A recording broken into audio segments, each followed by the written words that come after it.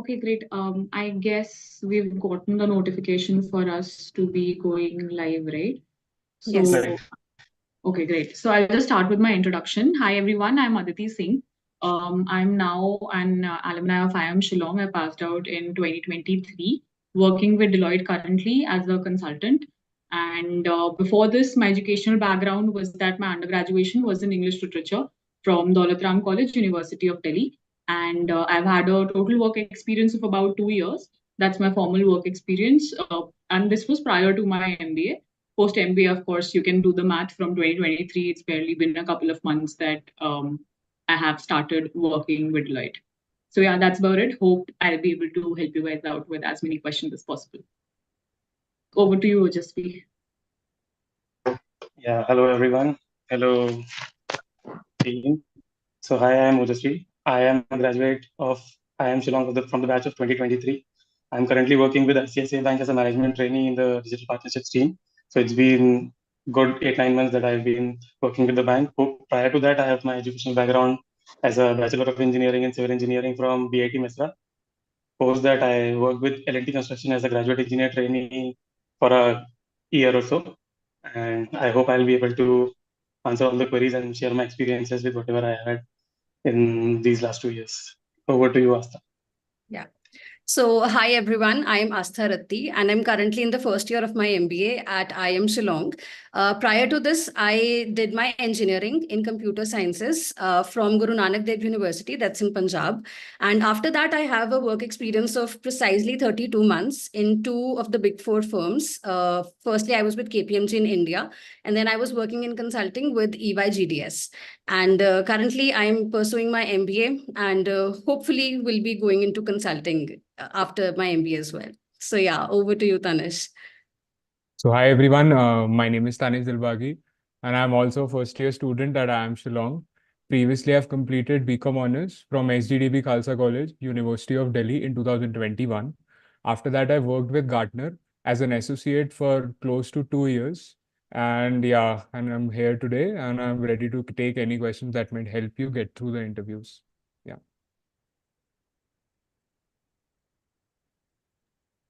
Great, guys. So as we have quickly given our introduction, I would like Tanish to take with his interview experience for IIM Shillong, and then we can go ahead with each of our experiences for the interviews, and we'll take up the questions simultaneously.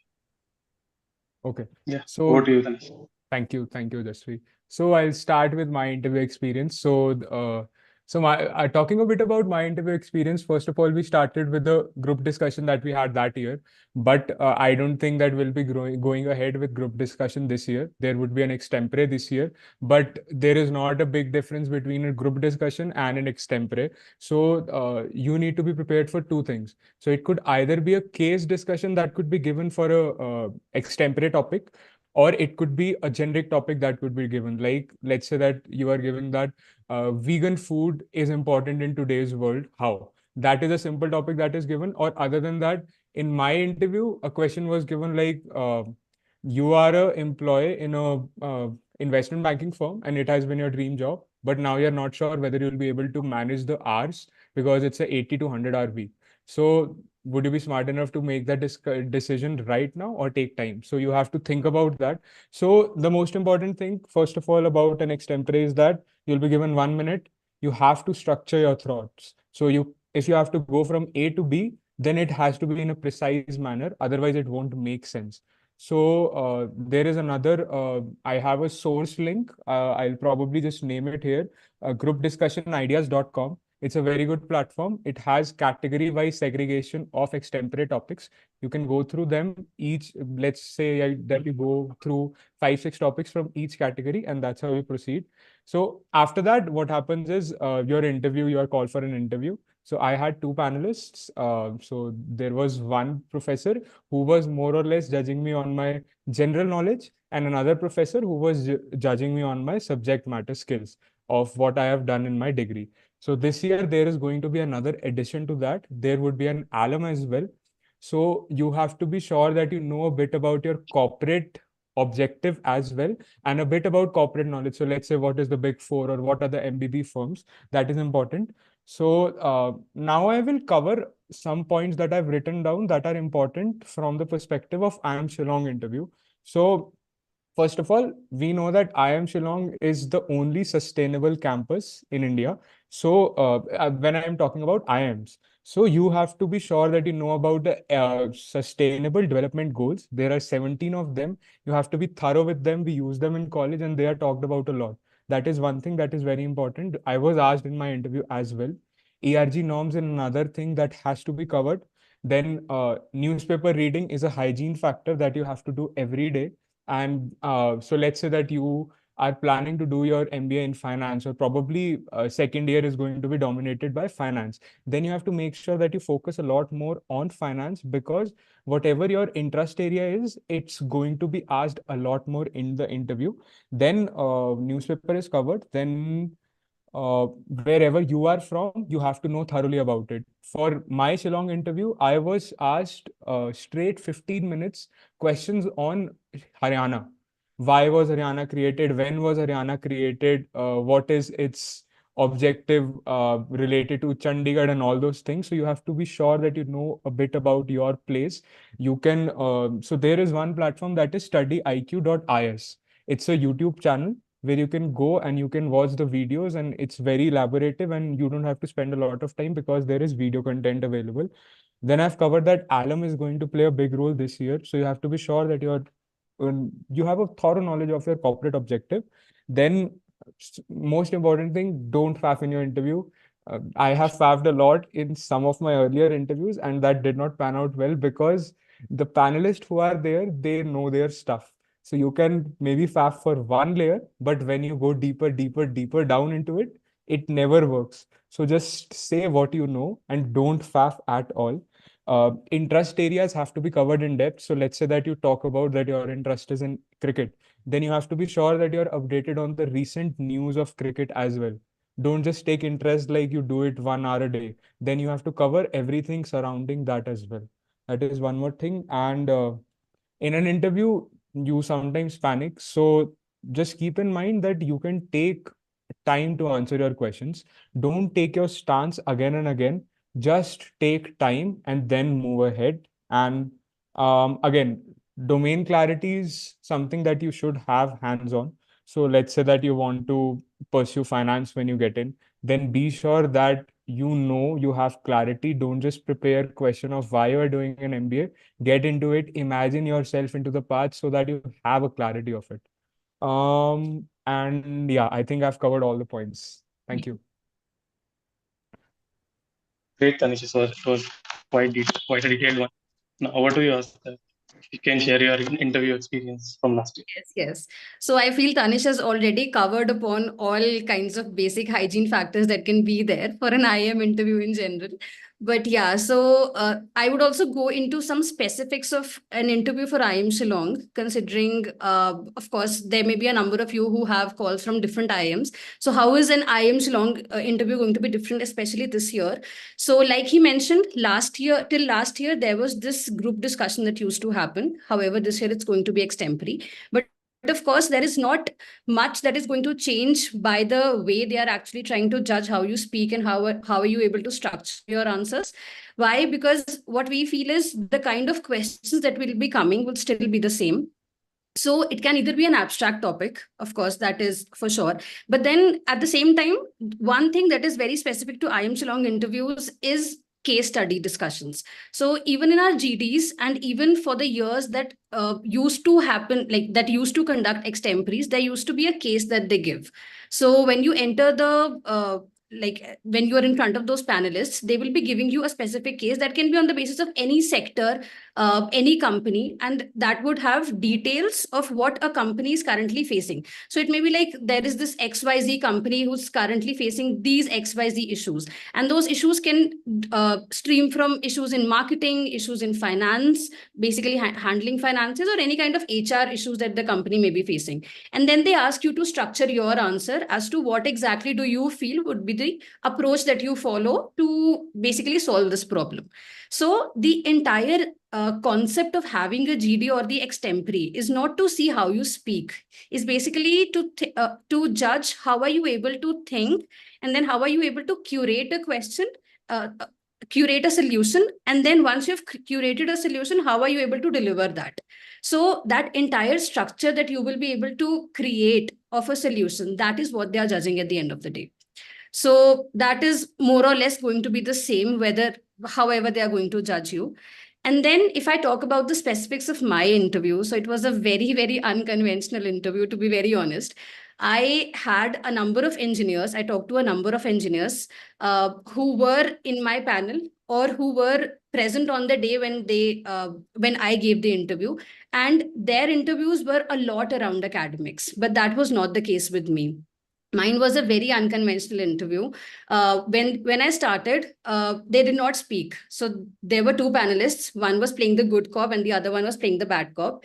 And one constantly had a smile and the other one was constantly like very insolent with me, like that. So they were trying to judge you on the basis of whether you lose your cool or not during an interview. And then the first question that came my way was a very unconventional case.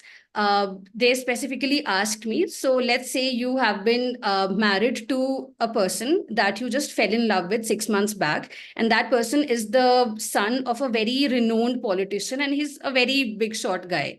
And now 4 months into your marriage, he has started physically and mentally abusing you. So now you tell us from the very start that what is your approach of revenge going to look like, and how exactly are you going to structure it? And you have to keep in mind that you cannot go to the police because nobody is going to register a case against him. You cannot go to the lawyers because nobody is going to take a case against him. So this was what my interview started like. And then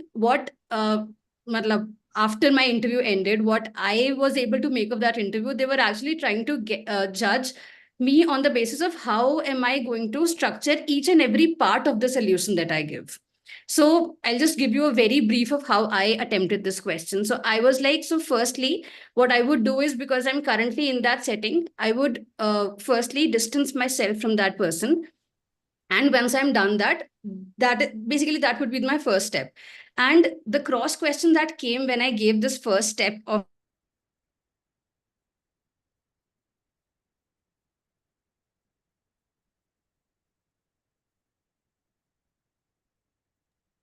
Is it just for me or is Astha stuck for others too? Yeah, I think Asta is stuck. Okay. All right. So by the time maybe she rejoins or her connection stabilizes, Ojasvi, do you want to share your experience? Sure.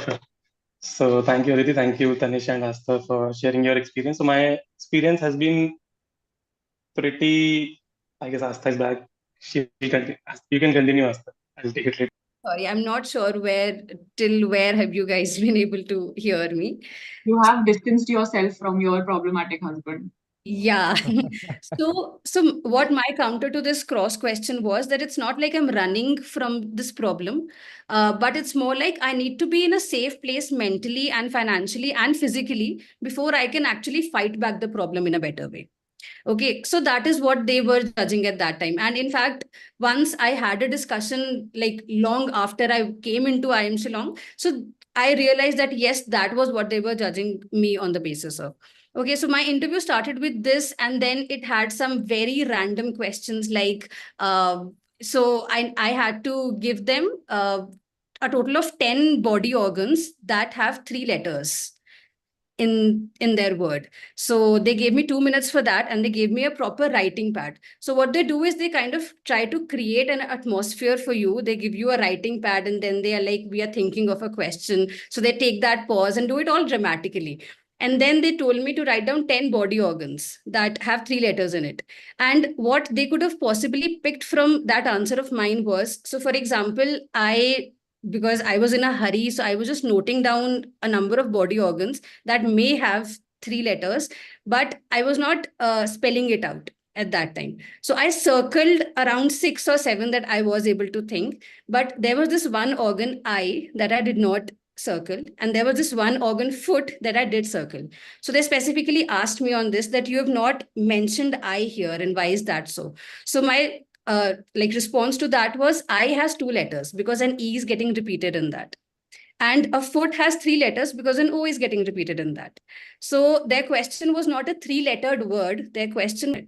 So there are some things that they may be having fun with you on. And at the same time, I would say do not panic and have fun with them. So this is my trick of dealing with an interview. And I feel that because I'm sitting here now, it may have worked out for me. So yeah, these were the, my entire interview was like that only, but this was the first panelist. That was the good cop.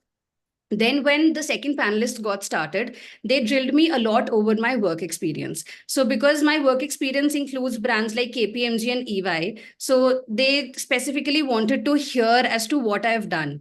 But at the same time, they did not want me to go into the jargons or the specifics or the very much technical details of what my work looked like. They wanted me to explain my work to a layman. And because I also feel that now that if you're able to put your work into very layman terms, that is when they will be able to judge whether you do have clarity over it or not. So it was like they just gave me a scenario. For example, I was a risk consultant in EY and KPMG. So they told me that, see, I do not understand what a risk consultant is, and I do not understand the kind of projects that you've written here in your resume. So you explain it to me like I'm a 5-year-old, that if I come to you and this is what my problem is, what exactly is the risk that you are going to see in this problem of mine, and how exactly are you going to cater it? So basically, they tell you to create the problem, and then they tell you to structure the problem for yourself, and then they tell you to curate a solution for that. So on the basis of this, again, what are they exactly seeing on the basis of this is basically the way you structure your solution and then the way you deliver it. So that is what my interview more or less looked like. But of course, then there are some points that Tanish had already covered actually. One, around your location. Yes. So I am from Punjab, and almost in all of my IIM interviews, they have drilled me a lot over the administrative structure of Punjab, and especially Chandigarh, because Chandigarh is a very unique kind of a place. It is the capital of Haryana also and of Punjab also. And it itself is a union territory. So the administrative structure of Chandigarh is a very complex one. So if there are any people from Punjab here, do study about Chandigarh. That is one thing. And I guess I sat for like 12, 13 interviews, and in all of those interviews, I was drilled on Chandigarh. So yes, your location is something that definitely they want to hear from you about. Then coming to the academic portion. So for me, the academic portion did not really play a role because they did not really get into the dynamics of what kind of an engineering I had done. But for a number of friends of mine, they did go into a lot of engineering.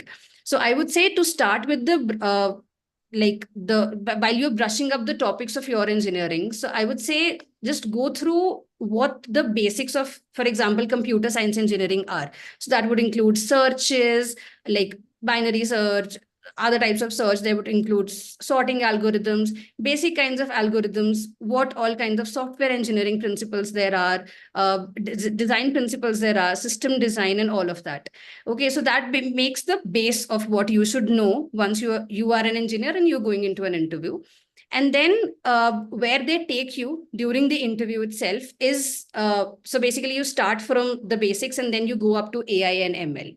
So they do take you into artificial intelligence and machine learning. And then, of course, because Gen AI is something that is a very, very hot topic right now, so they would try to see whether you know about it and whether you're actually faffing around it or you actually know what kind of an impact your engineering may have had on whatever is hot right now.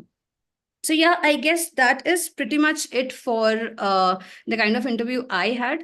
I guess, Jasvi or Aditi, you can go next. Sure. Thank you again for a detailed explanation. So I'll quickly brief you through my introduction, my interview experience from Shillong from 2021. So since we were a COVID batch, our interviews happened online. So my interview experience is basically divided into three parts. First, it starts with the introduction, the extracurricular parts, and the who am I part. Who am I is a very different kind of a question that comes up in the form of IIM Shillong, which you will not find in any other forms. It is not just a typical SOP or YMB or YPGP kind of a question.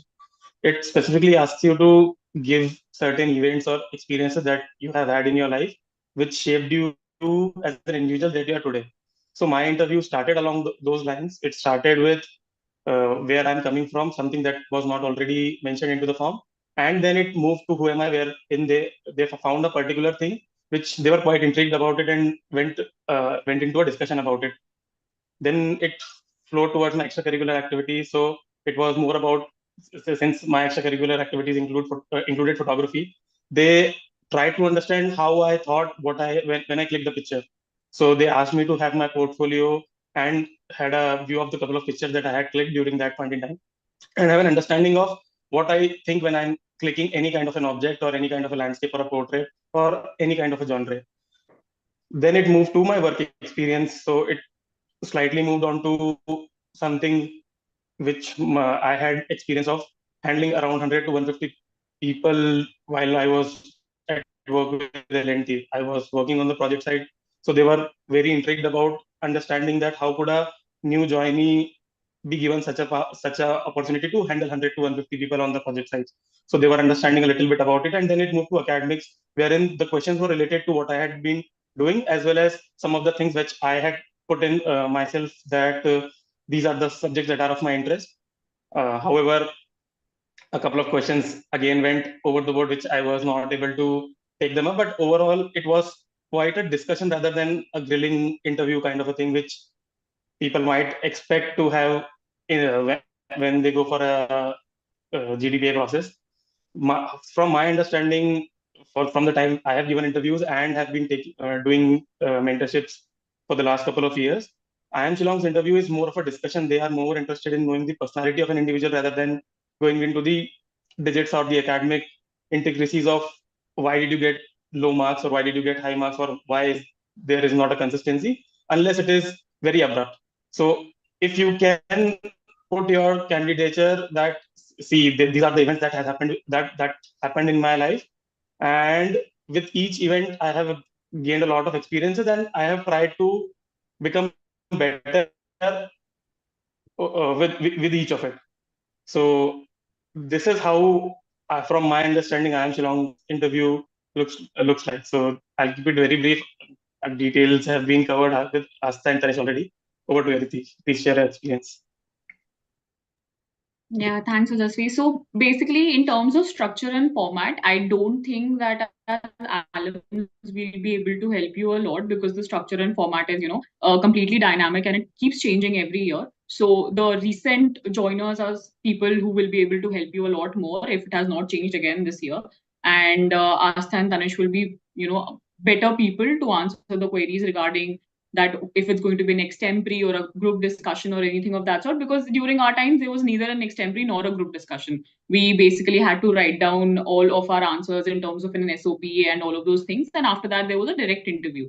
So these things, of course, they keep on changing. They have different sorts of formats to test who you are as a person, but one thing which will remain constant for throughout, and I think is a very fundamental requirement that you need to take care of, is to know yourself. And as generic as it sounds for now, there is a deep pit which needs to be digged for you to know yourself, and answer those questions.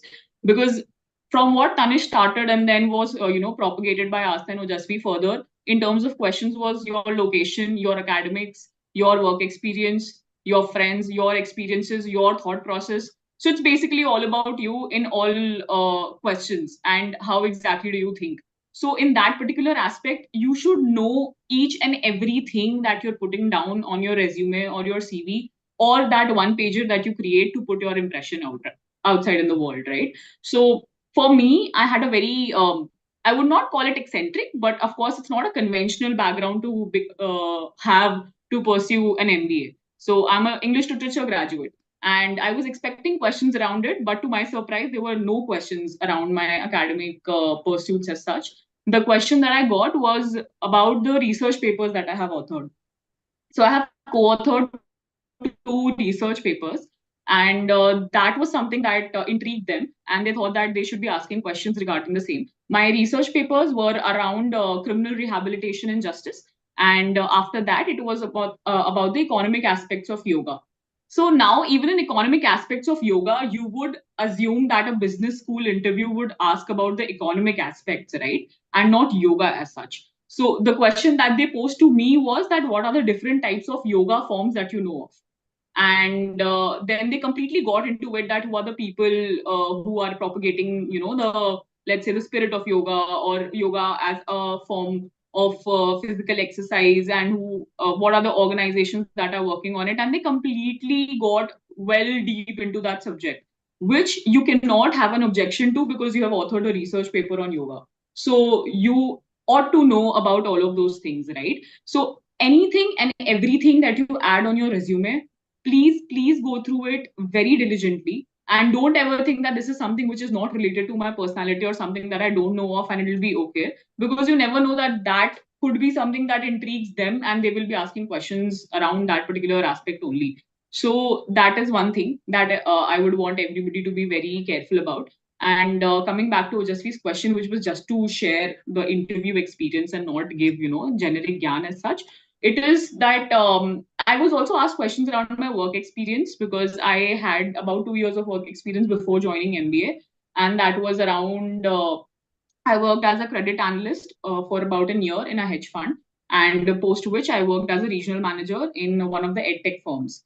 So the regional manager aspect was something that interested them, and they gave me a business problem at that particular point of time with a product. They made up some product with its features and all of those things, and they told me that, okay, now just give us the target market, and how will you sell this particular product to your consumers. So of course they don't want you to give a sales pitch at that particular point of time. They just want to see that what are the questions that you are asking. So I asked them questions about the product that is there, the manufacturing, the cost, the pricing, all of these things. And on the basis of that, I was able to devise a strategy that this will be my target market segment. And these are the terms which you use for now. You might feel that these are jargons and we should not be, getting into these jargons and make things simple.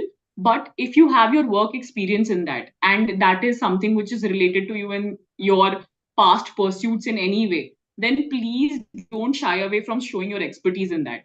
Don't shy away from telling people that you know all of these things by heart and you've actually done them, because all that they're trying to do is test what you are telling them, that if you actually know these things and belong to these places or have done that kind of work or not.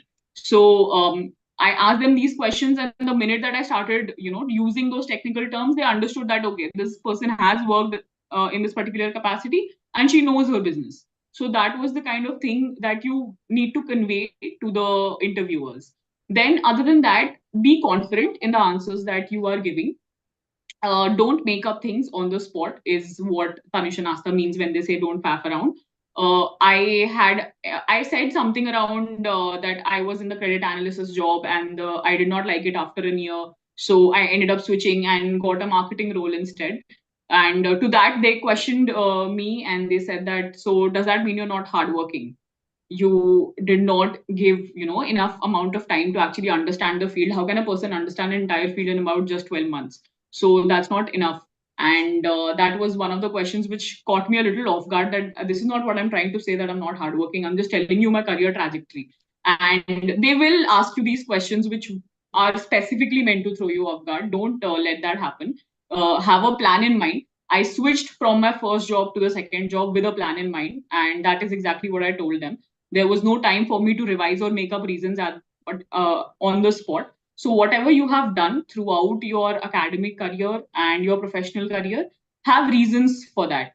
Don't let your life be represented as something that happened by chance, right? You need to let them know that these are the decisions that you took previously, which was after a thought.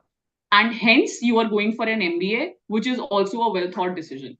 So they want to just test your motivation regarding MBA, which also leads to multiple other questions around business case studies, because that is what you're going to study, around the professions, given that alums are also going to be joining this year. You should be slightly clear with the career trajectory you want to pick up after MBA. You should not be one of those candidates who will sit in the placement process cycle thinking, ठीक है पहली company आएगी तो चले जाएंगे, and नहीं हुआ तो दूसरी company में चले जाएंगे. That should not be the case. You should be preparing for something in having a vision in mind, and that should be shaping your personality. Once you do that, you don't have to put any extra efforts into clearing an IIM interview as such. You will already be preparing for a job in hand, and once they know that you are job ready, they will take you for the IIM admissions as well, because the technicalities are something that they can give you at any point of time, but not that bent of mind, right? So yeah, so those were the important questions regarding my interview. And one fun fact about my interview was that it lasted for a total of 6 minutes.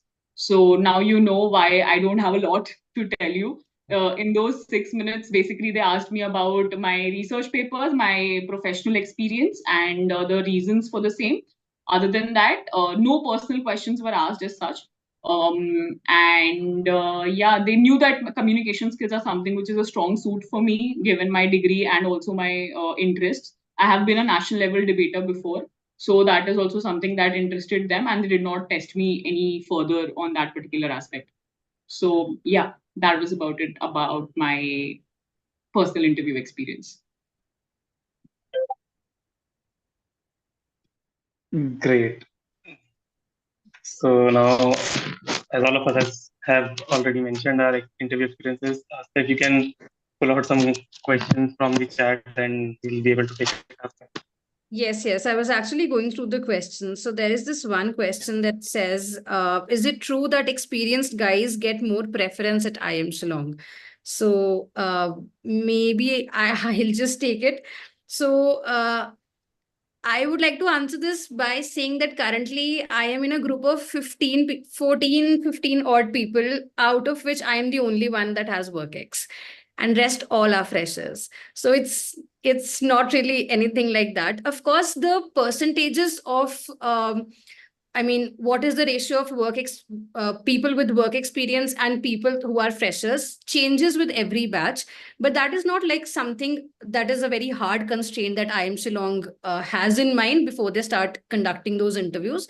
So for our batch, like more than 50% of the batch are freshers. For our batch, of course, we have more strength of work experienced people, but there is no hard constraint like that. Anything anybody else would like to add here? Yeah, I mean, I think people should go and just research through the past placement reports, and they will understand that the composition of each and every batch was very different. So IIMs have a particular, vision in mind when they are curating a batch, and that is what they want to achieve. However, if you have reached the interview stage, please don't think that my work experience is going to be a handicap, either the lack of it or a lot of it in any way, because that's not the case. In our particular batch, we had people with more than 5 years of work experience, and we had people with zero work experience. So that was also the case. Once you are there in the interview, you have gotten the shortlist. You don't have to worry about these peripheral things that are there.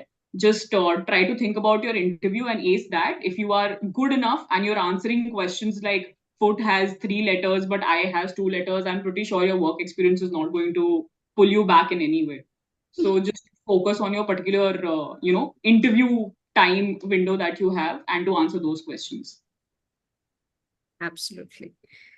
Then to the next question, it says, when can we expect the final shortlist of Shillong? So I guess by shortlist, you mean like the final list of whether you were able to convert. So I guess the interviews are still going on, and the interviews go up till pretty much mid of April. From what was the scenario last year and the past 2 years before our batch as well. So I guess it's after that only that we do get our converts, and that is usually around the first week of May. I mean, at least that was what it was for us and for our senior batch. What was it like for you, Aditi and Ojasvi? I think we got our results around 19th of February. So for us, it was out on 14th. Okay. It was around, the result came out on 14th of May. 14th of May. What was there on 18th of February then? Oh, right. It was my interview. The first, It was my interview. so the first list that was out was on 14th of May. So it's usually between the first week or the second week of May. Yeah. Interviews will be lined up till the third week of April, and they'll take a couple of weeks to put it down, draw their composite scores, and then the results will be out. Yeah. Yeah. Don't worry about the Next data question. results. I think your WhatsApp and your Telegram will tell you when the results are out. You won't be Right. able to keep away from it. Correct. It does become a news. For me, it was my Instagram that told me. So, and I wasn't, so I did convert it. I mean, I was not waitlisted. So I did convert it in the first stance, but I wasn't really aware that I did get an email. So I was just scrolling through Instagram, and that is when I saw on some random pages that IIM Shillong converts are out. And then I was like, okay, mera nahi hua hoga fir then. And then I went That is back how and most checked. of the people get to know, because so even I converted in the first list and the email was in my spam box. So I full on assumed that I have not made it, and I sat back and I thought, okay, next year. But yeah, the email is there in your spam box, and you will only get to know through social media platforms. So keep checking that as well, just in case. Don't miss the. Yes. And you must be part of 10 different groups wherein everything will suddenly pop up that X result or Y result came out. So you will know. Yeah. But if you are concerned about the date, it's either first or second week of May. Then Yeah. there's So one next. question that, sorry, you were saying something. Yeah, go ahead. Yeah. There's this one question that talks about our extempore topics during our interviews and how did we handle it. So, Tanish, would you like to go first on this?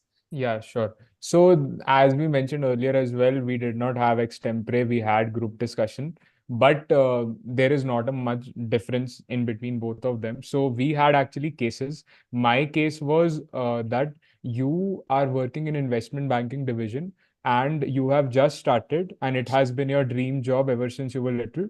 So you have been working there for 2 months and you are not able to cope up with the workload. You are not able to do the 100-hour weeks. So what should you do? Should you instinctively get out of this job and get into another domain, or should you wait and see through the domain and see whether you're able to cope up and whether you're able to manage? So there were both opinions whether you should quit now or whether you should take time. So I think so the most important thing here would be again structuring it from A to B. You have to make sure that it makes logical sense and just stay to one point. Don't try to mention two different scenarios and then stick to one. Just mention one point and stick to that only.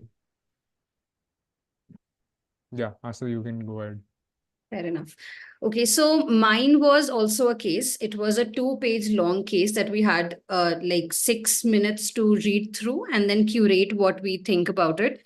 And then we started with the group discussion. Yes, it was not an extempore. And my case was around ethics. So yes, so one thing about IIM Shillong that you guys can also use actually, that IIM Shillong is very much into sustainability and business ethics. So there have been a number of instances where they've given cases around ethics. So yeah, so mine was around a car manufacturing company who operates out of India, and that has a very good HR structure to it, and they keep their employees very happy. Bonuses are right on time and are very transparent, and even when the people are supposed to do some overtime work, they are compensated for it very well and something like that. So there was this one product that they were going to launch at that time, and during that product launch there was a lot of overtime that was required of the entire working unit that was there. So while there was this one person who was doing an overtime for a very long period of time, he died on the job. And then the entire labor union revolted against the company. So now you see how the case has taken a twist here. So the company has always been very good in HR practices, but now the entire labor union is actually revolting against the HR practices only. And it was making it show like the company was forcibly making them do the overtimes. And the point of them being compensated very well for the overtime that they were supposed to do, actually got lost in between. So then we as a company's consultants had to curate an entire plan of how are we going to deal with this situation. And there was this another constraint here that Christmas was about to come. And during Christmas, they always used to have a very high sale. And one, they had to take care of that they cannot shut the factories down because Christmas is arriving. Secondly, they had to take care of whatever compensation that needed to be provided by to the labor union, whatever they were revolting against. And third, they had to think about that product launch as well. So our solution had to be something around it. So now you see, you have to cater to the company's profits also, what the company's preferences are right now, and at the same time work on the ethics part also. So you cannot curate a solution or give a solution that is wrong to the people who are working in that organization, because that business ethics part is also something that they are searching for in the answer that you create. So yes, this was what my case looked like, and it was a very healthy, a very good discussion. I got very motivated after I completed my GD because it went very well for me, at least. Yes. Oh, Jasvi, Aditi, I guess you guys did not have the extempore. Okay. Right. We had it easier than you. Okay. So there is this one question that says, what can be said as a safe waiting list number?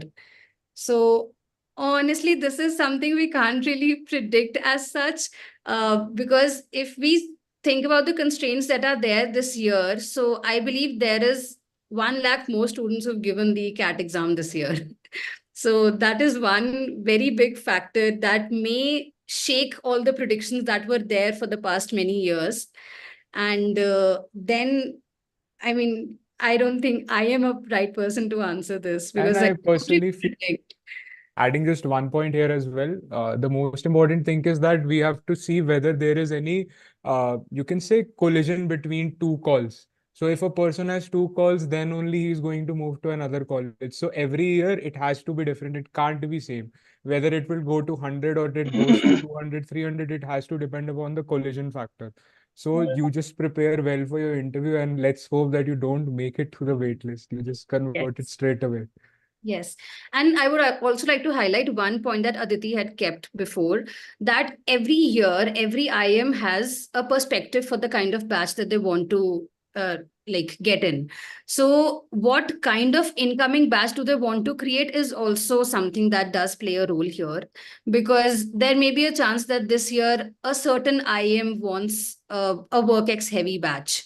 So there may be a chance that a lot of people who may have got converts from Shillong do get shifted to that IIM or something like that, or maybe vice versa or anything like that. So there are a number of factors at play here. So it's not something that we can maybe just answer objectively.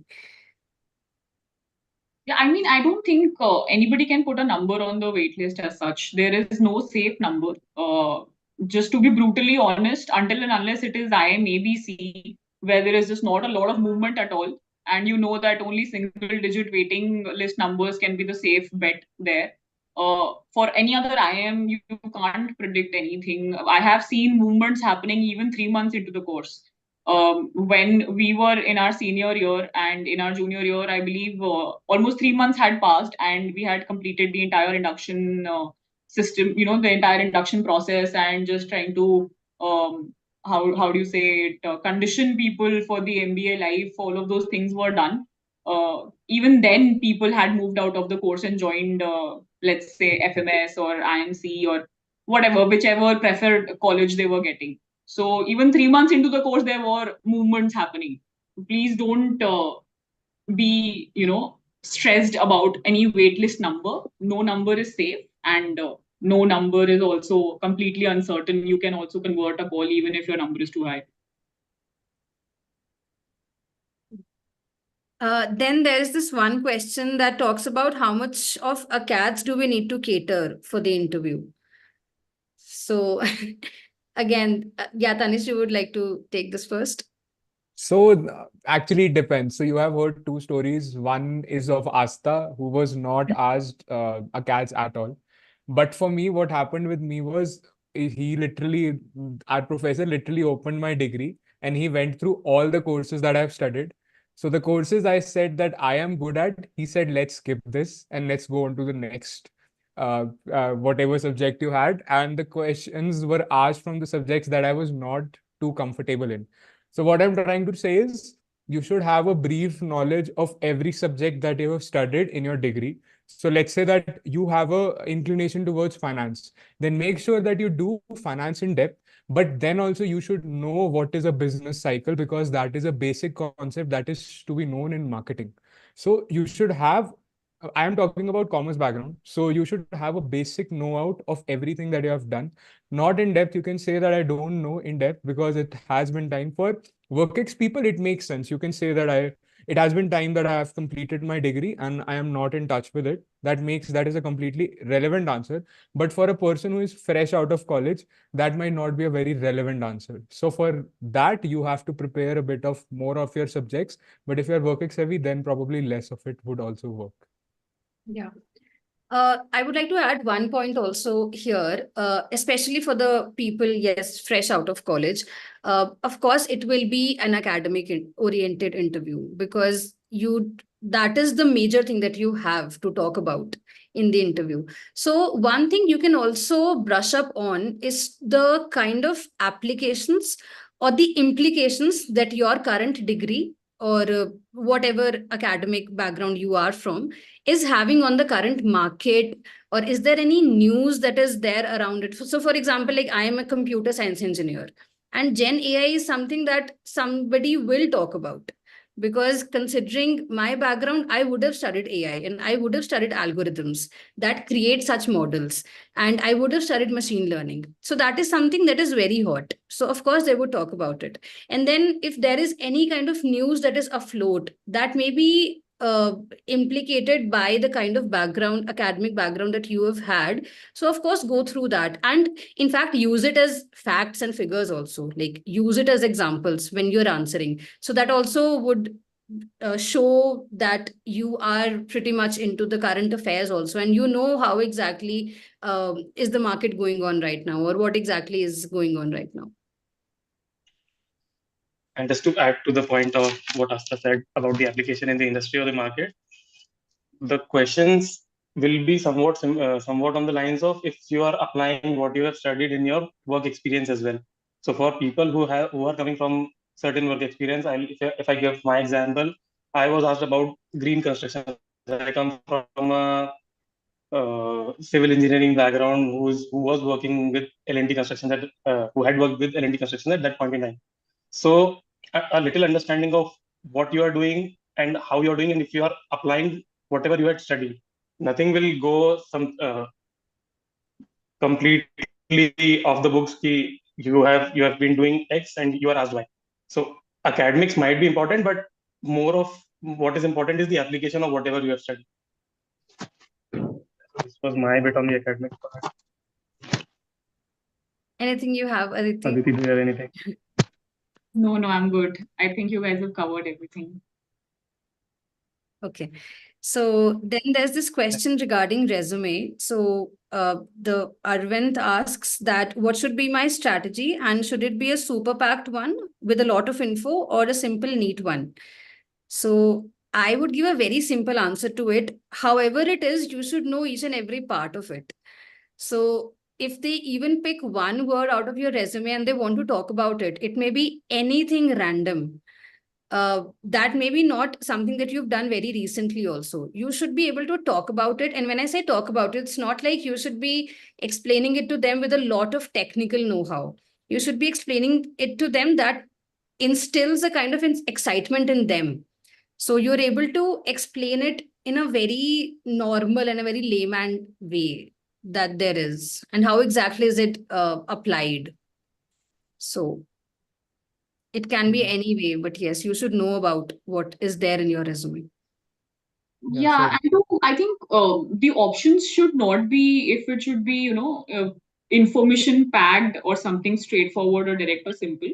Your resume should be one word, which is impactful, nothing else. You don't have to mention your everyday chores and your everyday occupations in your resume. Of course, it is just a one-pager introduction of yourself, and you're trying to tell everything that you've done in your life in one page.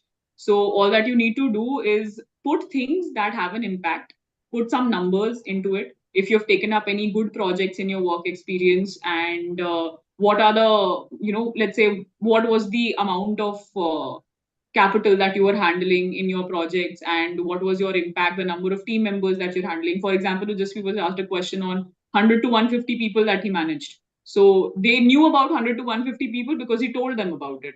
So don't make it so information packed to the point that they ask questions to you and you're unable to answer them. Don't write the things that you don't know of. Don't write chess as your hobby just to look cool if you don't play chess, because they might ask you questions around it, and you wouldn't know at all. So there was a friend of mine who added a collection of coins as his hobby, but he was asked a question that what is this called, and he said it's collection of coins. And then they again asked him that, but what is it called? There's a specific word which is used for this hobby of collection of coins, and he did not know that. So clearly, he's not into collecting coins at all. Otherwise, he would know such a basic fact, right? So write information which you can back up, which you can substantiate, and only those things which have an impact, and not don't write things like led a team and brought incremental change and things like that, which would just it looks like you've done some everyday thing which every other person does and you have written it in your resume. That should only be a space holder in your resume, not something where where you're trying to impress the other person. So write to impress with impactful information, use numbers, and use names, particular vendors that you've worked with, particular clients that you've worked with, just to make it far more believable and for them to understand exactly where you're coming from. So it's mostly about putting your candidature in the best way possible rather than understanding of if it should be information heavy or it is simplistic. And there is a follow-up question to this as well. If I don't carry one, will it be disadvantage? I don't really find much time to create a perfect resume. So see, how I would see it is, if you have it, then it's a win-win situation, that something that you will not be able to put it in words, it is written in front of them. However, they haven't asked for a resume as a document that needs to be submitted while you're giving an interview. At least it was in our time. I'm not sure about this year, but keeping a resume ready or ready will always help you, again, put your candidature in the best way possible. This is something that I would want to say. If you cannot carry, then it is a secondary question. But if you can, it will be advantageous, definitely. See, it's not a have or have not question, right? I mean, it's more like, why do you want to put yourself in a position where you don't have your resume, where 100 other candidates are lined up for the same interview with their resume? So better give it your 20-25 minutes of your time, and something is better than nothing. If you've not prepared anything at all, just put something together and take it along with yourself. So I would strictly advise against not taking your resume, because I think that displays callousness to the maximum level possible.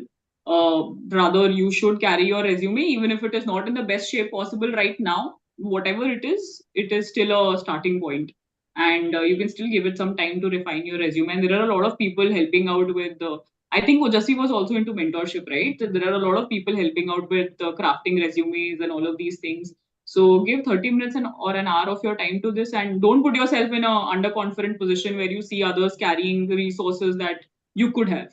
So it's better to take it along. Correct. And there is just one last question: average or median CAT percentile in your respective batches? So I guess it's a subset of the question that has been asked earlier regarding the safe waiting list number. Yes. So yeah, this is also Again, very guys, we cannot. Yeah, go ahead. this is also very subjective, because Again, every year they have a certain thing in their mind that they want to create with the kind of batch they are getting in. And then sometimes, like for our batch, they had to increase the batch size by a huge number.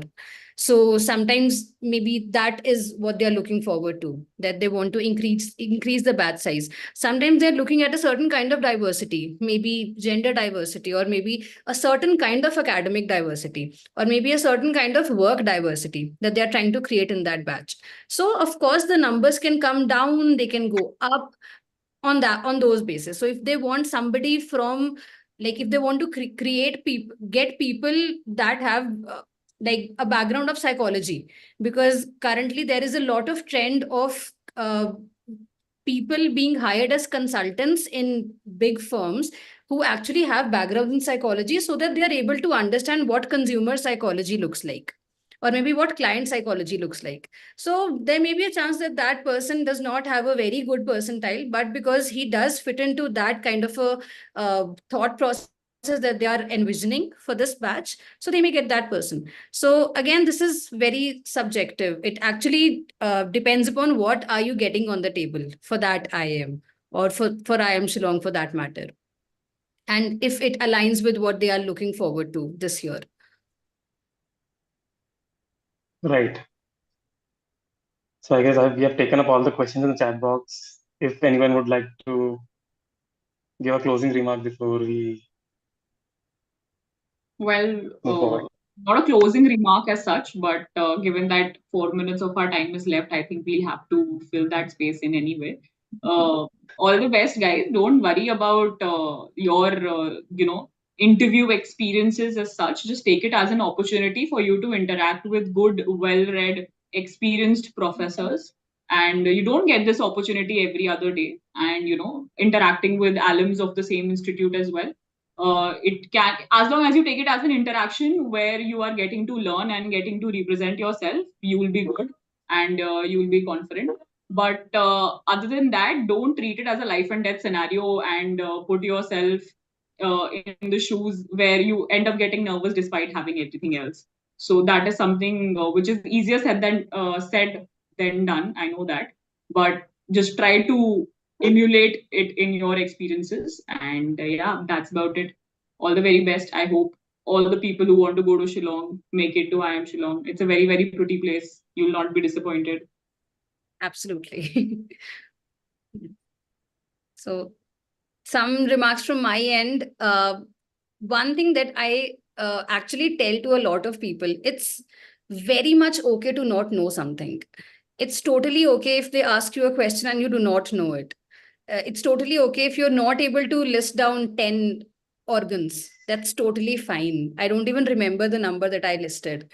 But the professor who actually conducted that interview of mine is currently teaching me. And we did have a very casual chat some days back. And he was like, I was wanting to laugh so much when you gave that point of eye and foot.